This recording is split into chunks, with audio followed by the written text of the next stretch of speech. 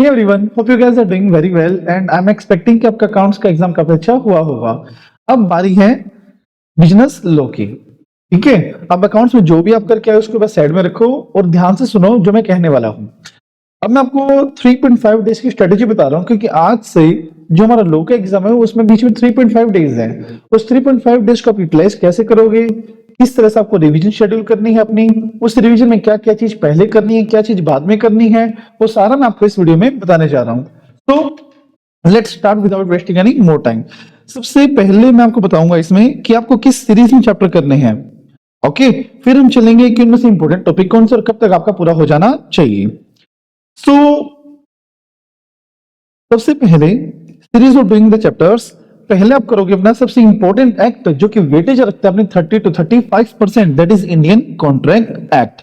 Indian contract act का time period आपका 7 to 8 hours, 7 से 8 घंटे मैक्सिमम टू मैक्सिमम 10 घंटों में आपका इंडियन कॉन्ट्रैक्ट एक्ट कंप्लीट हो जाना चाहिए। सीरीज कैसे करोगे, देखो ऐसा बिल्कुल भी नहीं होना चाहिए कि जो यूनिट हमारे सामने आ रही है उसको हम जस्ट रीड आउट करना शुरू कर दें। एक ना तरीका होता है रिवीजन करने का, जो हमारे स्मॉल यूनिट्स है उसको सबसे पहले करना होना चाहिए। क्यों? क्योंकि अगर छोटी छोटी यूनिट्स हमारी कवर हो गई ना तो हमें कॉन्फिडेंस बिल्टअप हो जाएगा कि देखो 9 यूनिट्स हैं, 9 में से 6 यूनिट तो हमारी हो भी गई, और चाहे 6 यूनिट वो हो जो काफी इजी हो, बट एक जो अमाउंट होता है ना वो हमारे हाथ में आ जाता है कि ओवर द 9 6 यूनिट हमारी कंप्लीट हो गई है। तो इसलिए सीरीज क्या रहेगी, सबसे पहले first unit that is unit nature of contract, second constitution, third performance, then 5 breach, 6 contingent and quasi. इस सीरीज में आपको अपनी यूनिट्स कवर करनी है। Then 8th unit bailment, third unit जो मोस्ट इंपोर्टेंट और टफेस्ट यूनिट इंडियन कॉन्ट्रैक्ट की, then 7 and 9। इस सीरीज में आप अपना कॉन्ट्रैक्ट एक्ट चलाओगे। देन पार्टनरशिप एक्ट जिसको आपको देने हैं maximum two maximum 3 to 3.5 hours. करो कैसे गए, यूनिट नंबर 1, 3 एंड 2। जो थोड़ी मोर ओवर बड़ी यूनिट है वो सेकंड यूनिट है, इसको आप रखोगे सबसे लास्ट में। थर्ड सीरीज पे आता है अपना सेल्स ऑफ गुड्स एक्ट, उसमें जो सबसे इजीएस्ट यूनिट है वो अपनी unit number 1। Then second is unit number 2, third is unit number 4 and fourth is unit number 3। इस सीरीज में आपको अपने 100 की यूनिट कवर करनी है। You stand for units. Okay, और इसको आपको देने हैं मैक्सिमम टू मैक्सिमम 5 आवर्स। ठीक है, इससे जो तो आपको देने ही नहीं है। देन फोर्थ नंबर पे आपको करना है अपना कंपनीज एक्ट जो कि 2 घंटे में आपका पूरा हो जाना चाहिए। देन एलएलपी जिसके लिए मैंने आपको अलॉट किए हैं 1 hour, and then negotiable instrument act जिसको आपको देना है 1 आवर, एंड लास्ट में आप करोगे अपना इंडियन रेगुलेटरी फ्रेमवर्क जिसको आपको अलॉट करना है हाफ एन आवर। इस सीरीज में आपको अपनी first revision over the 3.5 days आपको कवर करके चलना है। अब बात यहां पे आती है, सर 3.5 दिन है हमारे पास, कैसे करें? क्या 3.5 दिन में सिर्फ एक ही रिवीजन करें? Are you mad, are you crazy? 3.5 दिन में कम से कम आपको 3 से 4 रिवीजन करनी है। आप देखो ना, जब आप लोगों ने एमटीपी अपीयर किए थे तो हमने एक दिन में पूरा बिजनेस लॉ किया था। अब हमारे पास 3.5 डेज है और यही चांस है 90 मार्क्स स्कोर करने का, सिर्फ यही चांस है। अदरवाइज अदर अटेम्प्ट में सिर्फ 1 या 1.5 दिन में मिलता है, इस अटेम्प्ट में हमें मिले 3.5 days. This is very big bonus for us. तो इसके बेस्ट यूटिलाइजेशन हमें करना है और टारगेट करना है कि मल्टीपल रिवीजन्स करके हम लॉ में 80 to 90 मार्क्स स्कोर कर सकते हैं, और ये पॉसिबल है अगर आपकी रिपीटेशन बढ़िया तरीके से हो तो मैं इसमें आपको बताऊंगा एक निंजा टेक्निक जिसमें आप 3 से 4 रिवीजन कर सकते हो इन जस्ट 3.5 डेज। देखो आज आपका लॉ का एग्जाम है और 7 बजे से आपको पढ़ने बैठने के 5 o'clock आपका खत्म हुआ होगा और 7 बजे आपको पढ़ने बैठना है। सेटिंग आपकी 7 o'clock से शुरू होनी चाहिए। फर्स्ट रिवीजन आप शुरू करोगे 7 बजे, और 7 बजे से लेके 13 जनवरी तक जो रात के 12 बजे जब भी आप सोओगे तो आज शाम को 7 बजे से लेके कल रात तक आपकी फर्स्ट रिवीजन कंप्लीट हो जानी चाहिए। जो भी आपको करना है, जैसे भी आपको करना है, जितने भी घंटे आप लगाओ, बट कल शाम तक, कल रात तक आपका एक रिवीजन पूरी हो जानी चाहिए। उसके बाद आपको कुछ क्वेश्चंस करने हैं जो आपने रिवीजन के टाइम पे मार्क किए होंगे कि ये क्वेश्चन तो हमें हर हालत में देख के ही जाने हैं, तो वो करने हैं। फिर आपको फिर आओगे आप सेकंड रिवीजन पे। अब 13 तो हमारा कंप्लीट हो गया, फिर है अपना 14 जनवरी। 14 जनवरी को फेस्टिवल है, एंजॉय आपको बिल्कुल भी नहीं करना है because the time is very very very crucial.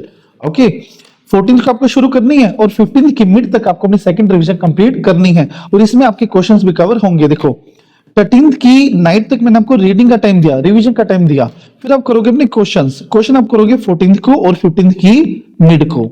Okay, और 15 की मिड तक आपके सारे क्वेश्चंस रिवीजन सेकंड टाइम पूरी हो जानी चाहिए। फिर 15 की मिड से लेके 15 की नाइट तक आपको कंप्लीट करनी है अपनी थर्ड रिवीजन। ओके, ये रूल होता है। पहले हमने किया 2 दिन में, फिर हम करेंगे 1.5 डे में, और फिर हम करेंगे सिर्फ 6 to 7 आवर्स में पूरा बिजनेस लो कंप्लीट। और आप सिनेरियो कैसे रखोगे कि आपको ना ध्यान रखना है कि जब 2 दिन में आपका पूरा हो गया हो तो आप इंपॉर्टेंट टॉपिक्स उसमें मार्क कर लो, पेज फोल्ड कर लो। जो भी आपको टॉपिक ऐसा जो याद ही नहीं हो रहा और जो थोड़ा सा डिफिकल्ट लग रहा है, तो उस पेज फोल्ड जो करोगे ना वो आपको करके जाने अपने लास्ट एंड फाइनल रिवीजन में, that is on 16th morning, जिस दिन आपका एग्जाम है। और जो इंपॉर्टेंट टॉपिक्स है वो तो आपको कवर करके जाने पड़ेंगे। देखो 3.5 days है, अगर इसमें भी आप सिलेक्टिव स्टडी कर रहे हो ना तो आपका कुछ भी नहीं हो सकता, लिटरली कह रहा हूं। क्योंकि 1.5 डेज में भी बच्चों ने 79 to 80 स्कोर किया है। अब 3.5 डेज में अगर आपने 90 स्कोर नहीं किए तो फिर तो आपकी इंटेलिजेंसी पे बात आ जाएगी। देखो साफ सी बात है, 3.5 दिन है, 3 रिवीजन 16 से पहले करना, और 16th डे को जो इस दिन एग्जाम है अपना, उस टाइम पे आपको वो टॉपिक्स करने हैं जो आपने पेज फोल्ड किए थे, जो आपको हाईली इंपॉर्टेंट या हाईली टफेस्ट लगते हैं। समझे? तो इस चीज को आपको ध्यान में रखना है और इस तरह से आपको अपने कवर करना पड़ेगा। ओके, और उसके बाद मैं आपको बताना चाहूंगा कुछ इंपॉर्टेंट टॉपिक्स। कोई बच्चों का ना मेरे पास काफी मैसेज आ चुके हैं, सर इंपॉर्टेंट टॉपिक्स बता दो हमें चैप्टर वाइज। देखो जनरली ना मैं इस चीज में बिल्कुल भी प्रेफर नहीं करता हूं कि आप इंपॉर्टेंट टॉपिक करो कि हमें यूनिट वाइज बताओ कि हम 4-5 टॉपिक करें, मैं बिल्कुल भी प्रेफर नहीं करता हूं। बट मल्टीपल स्टूडेंट्स की मेरे पास रिक्वेस्ट आई है, तो इसलिए मैं आपको ये वीडियो बना रहा हूं और इसलिए आपको ये मैं गाइड कर रहा हूं कि अगर कोई यूनिट इवेंचुअली आप छोड़ के जा रहे हो तो ही आप फॉलो करना। सबसे पहले आपको पूरा ही फॉलो करना 100%। एक कोना में बिजनेस लॉ का ऐसा नहीं होना चाहिए जब छोड़ के जा रहे हो। ओके, सो इंपॉर्टेंट टॉपिक्स हैं। सबसे पहला Indian regulatory framework, chapter number 1 है अपना। उसमें 2 टॉपिक काफी ज्यादा इंपॉर्टेंट है जो आपको छोड़ के नहीं जाने हैं, process of making the law and type of judiciary system. Okay, then chapter number 2 Indian contract act 1872। Unit 1 पे हम चलेंगे। यूनिट 1 पे हम करेंगे सबसे पहला टॉपिक जो कि काफी इंपॉर्टेंट है, नाम है mode of revocation. Mode of revocation हो गया, difference between voidable and void contract, and third is invitation to offer. These are highly important जो बच्चों को टफ भी लगते हैं। यूनिट 2 कंसिडरेशन, इसमें आप याद करोगे पहला doctrine of privity and no consideration no contract के सारे पॉइंट्स करोगे, बट जो इसमें ज्यादा इंपॉर्टेंट है वो है अपना natural love and affection. Unit 3 question fraud वाला चैप्टर अपना यूनिट अपनी, उसमें कौन सा करोगे, फ्रॉड करके जाओगे पूरा, silence amount to fraud, silence not amount to fraud, duty to speak आपको कंप्लीट पता होनी चाहिए। देन माइनर के सारे एग्रीमेंट, स्टूफलिंग प्रोसिक्यूशन का short note, trafficking, wagering, restraint of marriage, restraint of trade and maintenance and champerty, and then wagering तो आपको बहुत अच्छे से करके जाना पड़ेगा। तो ये इंपॉर्टेंट टॉपिक्स अपने यूनिट नंबर 3 की। यूनिट नंबर 4 के conditions for valid attempted performance, जिसमें वो must be unconditional, whole obligation, time and place सही होना चाहिए, वो सब इसमें आप करके जाओगे। Appropriation of payment, it is most important, ये तो आपको किसी भी हालत में नहीं छोड़ के जाना है और बहुत अच्छे से वैसे घोट के इसको पी जाओ, ऐसा टॉपिक है ये तो। फिर कॉन्ट्रैक्ट डिस्चार्ज में mutual agreement and the contract no need to discharge, वो अलग अलग केसेस हैं और अलग अलग को आपको अलग अलग ही करके जाना है। हेडिंग आपको बिल्कुल ध्यान में रखनी है। एंड देन जॉइंट लायबिलिटी, ये भी आपको ध्यान रखनी है। ये है यूनिट 4 का। यूनिट 5 में जो यूनिट का नाम है ब्रेच ऑफ कॉन्ट्रैक्ट, क्या क्या इंपॉर्टेंट है इसमें, ordinary damages, special damages, quantum meruit, then difference between damages and penalty, ये आप अच्छे से करके जाओगे। और ओडी और एसिड तो आपको बहुत अच्छे से पता होना चाहिए। इसमें भी बता रहा हूं मैं, ओडी था हमारा that is contract price minus fair market value, और एसटी था हमारा fair market value minus further sale price, और टोटल डैमेजेस अगर हम इन दोनों का मिला के तो वो बनेगा हमारा contract price minus further sale price. Okay, ध्यान रखना इस चीज में। देन यूनिट नंबर 6 में कंटीजेंट एंड क्वेसी, पहला इंपॉर्टेंट टॉपिक है इसमें, elements of contingent contract. Then cases where quasi contract can arise, 4 cases है ना, 5 cases, money paid under mistake, interested person, minor claim for necessaries, ये सारी चीजें। So let's jump to unit number 7, contract of guarantee important है इसमें, revocation of guarantee भी काफी important है। यूनिट नंबर 8 बेलमेंट का आता है, essential of bailment, type of bailment, finder of lost good and difference between particular and general lien and pledge by non owner, these are highly important topics जो आपको करके जाने unit number 8 में। Then unit number 9 revocation of authority आ गया, right of agent आ गया and सब agent and substituted agent, ये तो आपको बढ़िया तरीके से करके ही जाने पड़ेंगे। Okay, so next chapter is SOGA. SOGA में क्या इंपॉर्टेंट है वो मैं बताता हूं आपको। First document of title showing title, most important sale and hire purchase का डिफरेंस, बहुत चांसेस है कि इसमें से क्वेश्चन बनेगा। यूनिट 2 कंडीशन और वारंटी वाला टॉपिक है अपना, implied condition, cases where breach of condition treated breach of warranty and caveat emptor, ये तीन चीज आपको करके अच्छे से जानी है इसमें।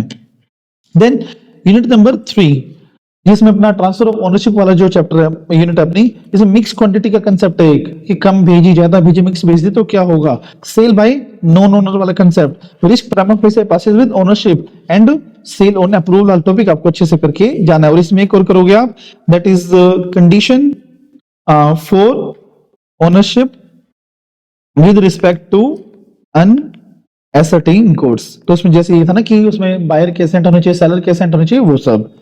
फिर यूनिट नंबर 4 दैट इज अपना अनपेड सेलर, उसमें क्या इंपॉर्टेंट है, ऑक्शन सेल काफी इंपॉर्टेंट है, राइट ऑफ स्टॉपेज एंड मतलब ट्रांजिट एंड कहां पे हो जाएगा वो भी टॉपिक काफी इंपॉर्टेंट है, and right of seller against the buyer, these are the highly important topics. Then partnership में यूनिट 1 में ट्रू टेस्ट, यूनिट 2 में इंप्लाइड अथॉरिटी हो गया, पर्सनल प्रॉफिट हो गया, एक्सटेंशन रिस्ट्रिक्शंस हो गया, मिस एप्लीकेशन हो गया, गुडविल का शॉर्ट नोट हो गया, ये आपको अच्छे से करके जाने हैं। यूनिट 3 में this is most important consequence of non registration, 4 consequence थे ना। अब पता है बच्चे क्या करके जाते हैं, 4 नंबर का क्वेश्चन है वो एक्सेप्शन से लिख के आएंगे जो नीचे दी गई है, कंसिक्वेंस भी लिखने हैं और जो उसके नीचे एक्सेप्शन दी गई है वो भी आपको अच्छे से लिख के आनी पड़ेंगी, समझना इस बात को, ठीक है। और डिसोल्यूशन विद और विदाउट द कोर्ट्स ऑर्डर, ये भी आपको अच्छे से करके जाने हैं इसमें। देन कंपनीज एक्ट में क्या इंपॉर्टेंट है भाई, corporate veil, most important types of companies, OPC, section 8 entrenchment, और तीनों हमारे doctrines constructive, indoor and ultra vires. थोड़ा बताऊं, कंस्ट्रक्टिव में ये माना जाता है कि बाहर वाले को डीम्ड नॉलेज है हमारे कंपनी के अफेयर की, इंडोर में माना जाता है कि बाहर वालों को एज्यूम नहीं किया जाएगा कि कंपनी की नॉलेज है, और अल्ट्रा वायरस में क्या होता है कि एमओए से बाहर जाके कोई काम किया तो वो माना जाएगा beyond the power, hence null and void. बस एलएलपी में इंपोर्टेंट क्या है, small LLP and change of name, बहुत इंपोर्टेंट है, अच्छे से करके जाना। नेगोशिएबल में 138 section and case where presentment is unnecessary, ये 2 टॉपिक आपको करके जाने हैं। ओके, तो ये था हमारा chapter wise unit wise important topics की लिस्ट। फिर से मैं कह रहा हूं प्लीज कुछ छोड़ के मत जाना, और अगर फिर भी छोड़ के जा रहे हो तो ही इस सीरीज को फॉलो करना आप। ओके, फिर मैंने आपको ये बताया था कि पहले बार क्या करना, बाद में क्या करना, आपको कितना टाइम आपको अलॉट करना है। फिर मैंने आपको अपनी निंजा टेक्निक बताई थी कि किस तरह से आप 3.5 डेज में 4 रिवीजन कवर करोगे अपनी। अब कुछ एक्स्ट्रा टिप्स आपके लिए, ओके, कैसे आप स्कोर कर सकते हो, मतलब लॉ का एग्जाम हो, थ्योरी का एग्जाम हो, अगर आपको कंसेप्ट के अलावा 3 से 4 नंबर स्कोर करना है तो क्या बेस्ट स्ट्रेटेजी आप फॉलो कर सकते हो। सबसे पहली चीज, जो क्वेश्चन नंबर है वो सेंटर ऑफ द लाइन होना चाहिए, मतलब अगर क्वेश्चन नंबर 1 है, 1 का पार्ट 1 है, पार्ट 1 का पार्ट ए है, तो आप कैसे लिखोगे इसको, क्वेश्चन 1 ब्रैकेट में 1 और फिर उसके बाद पार्ट नंबर ए, ऐसा आप करोगे। और दूसरे में सिर्फ पार्ट बी नहीं लिखना, पूरा दोबारा से लिखना है, दैट इज क्वेश्चन नंबर 1 और पार्ट नंबर ए, या फिर पार्ट नंबर 1 का ए पार्ट, फिर क्वेश्चन नंबर 1 पार्ट 1 एंड सब पार्ट बी, पूरा पूरा लिख के आना। बच्चे क्या करते हैं, क्वेश्चन 1 डाल दिया, नीचे 1 का ए एंड 2-3 पेज बाद, फिर 2-3 पेज बाद, और उसमें आ जाएगा बी। तो ये बी एग्जामिनर को पता ही नहीं चलता कि किस चीज का बी है ये, तो पूरा लिखना है 1 एंड बी। ओके, ये बेस्ट तरीका है क्वेश्चन लिखने का। सेकेंड, आपको हर एक केस स्टडी, देखो जो डायरेक्ट क्वेश्चन है उनकी बात नहीं मैं कर रहा, यहाँ पे बात मैं कर रहा हूं जो केस स्टडीज में आते हैं। केस स्टडीज में पहला आप लिखोगे अपना प्रोविजन, प्रोविजन में आता है हमारा सेक्शन की रेफरेंस, और जो क्वेश्चंस है, क्वेश्चंस में आप क्या क्या लिखते हो, क्वेश्चंस पढ़ के आपको क्या पता चला कि इस बारे में कानून क्या कहता है, वो आपको पूरा प्रोविजन में लिखना है। फिर एक लाइन का गैप, देन अपना फैक्ट, फैक्ट में सिर्फ आती है क्वेश्चन की समरी, क्वेश्चन में आपने पढ़ा और आपको क्या लगा क्वेश्चन के बारे में, आपको क्वेश्चन के बारे में क्या लगा कि क्वेश्चन क्या कह रहा है, तो उसका फैक्ट बिल्कुल। एट द कंक्लूजन कि प्रोविजन के बेस पे इस क्वेश्चन का आप क्या आंसर देने वाले हो, ये होता है अपना फैक्ट। और आप ध्यान रखना अटेम्प्ट आपको 100% करना है, और जो भी इंपॉर्टेंट वर्ड्स हैं वो आपको हाईलाइट करके जानी है। विदाउट हाईलाइटिंग आपका कोई भी आंसर नहीं होना चाहिए। अगर आपको 2 नंबर फ्री के चाहिए हो तो हाईलाइटिंग करना, जब परसेंटेज टर्म आई हो, जहां न्यूमेरिकल आई हो, वहां पे उसको बुक्स में डालकर जाना है। और ये हमारा है प्रो लेवल की टिप कि आपको 2 कैलकुलेटर, सॉरी नोट 2 कैलकुलेटर तो आपको लेके ही जाना पड़ेगा, क्योंकि जनरली मिथ क्या होता है कि लो में कैलकुलेटर की जरूरत नहीं पड़ती। अरे भाई सीएसआर का टॉपिक है, डिविडेंड का टॉपिक है, तो उसमें तो कैलकुलेशन चाहिए ही ना, तो कैलकुलेटर आपको जरूर से जरूर लेके जाना, एक तो लेके ही जाना है, बट अगर रिस्क एवर्स पसंद हो तो 2 लेके जा सकते हो आप। ओके, सो ये था अपना लो का कंप्लीट टिप्स और किस तरह से आपको करना चाहिए। So all the very best for your low exam. कोई भी डाउट हो, कैसे भी डाउट हो, कोई भी और हेल्प आपको चाहिए हो तो मैं अवेलेबल हूँ 24/7। आप किसी भी टाइम मुझे कॉल कर सकते हो। ओके, और प्लस रिव्यू जरूर देना कि आपका एग्जाम कैसा हुआ। मैं वेट करूंगा आपके रिव्यूज का। So bye bye, have a nice day, again all the very best.